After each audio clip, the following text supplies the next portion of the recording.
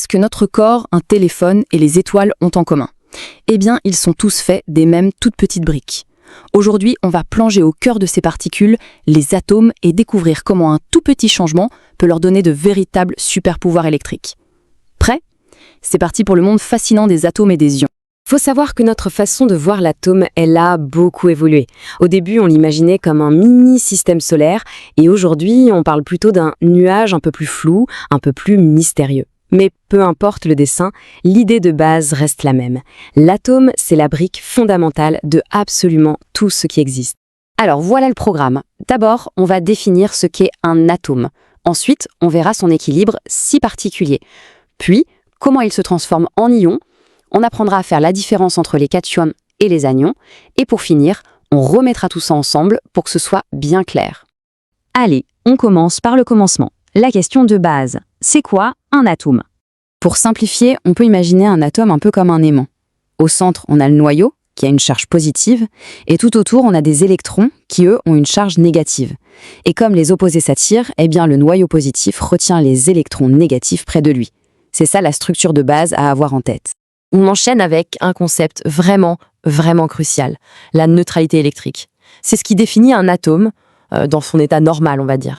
Le point le plus important à retenir, c'est celui-ci. Un atome, par défaut, est électriquement neutre. Qu'est-ce que ça veut dire? Simplement qu'il y a un équilibre parfait. Il y a exactement le même nombre de charges positives dans le noyau que de charges négatives avec les électrons qui tournent autour.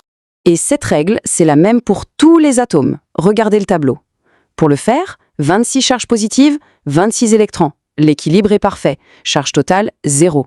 Pour le chlore, 17 et 17, 0. L'aluminium, 13 et 13, pareil. Quel que soit l'atome, s'il est neutre, sa charge totale est toujours nulle. Le calcul est tout simple, mais il est fondamental.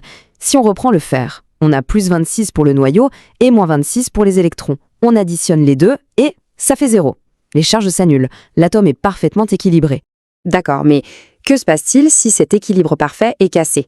C'est là que ça devient super intéressant. C'est le moment où on quitte le monde des atomes pour entrer dans celui des ions. Donc, un ion, c'est quoi au juste? En fait, c'est tout simplement un atome qui n'est plus neutre. C'est un atome qui a perdu ou au contraire gagné un ou plusieurs électrons. Et ce petit déséquilibre, ça lui donne une charge électrique.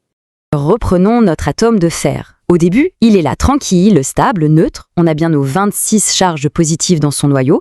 Et autour, on a bien les 26 électrons avec leurs charges négatives pour compenser. Pour l'instant, tout est parfaitement en ordre. C'est la question qui change tout. Imaginons que quelque chose vienne lui arracher 2 de ses électrons. Que devient notre atome de fer? Eh bien, il se transforme, il devient un ion fer. Regardez bien, le noyau, lui, n'a pas changé d'un poil. Il a toujours ses 26 charges positives. Par contre, il n'a plus que 24 électrons qui tournent autour. Le compte n'y est plus. Les charges positives sont maintenant plus nombreuses et l'ensemble a donc une charge positive. Ok, donc on sait maintenant comment se forme un ion. Il est temps d'apprendre à les appeler par leur nom. Parce qu'en chimie, on aime bien classer les choses et il y a 2 grandes familles d'ions. Voilà les 2 familles. À gauche, les cations. Ce sont les ions positifs. Ils se forment quand un atome perd des électrons. Et à droite, les anions. Eux, ce sont les ions négatifs et ils se forment à l'inverse quand un atome gagne des électrons.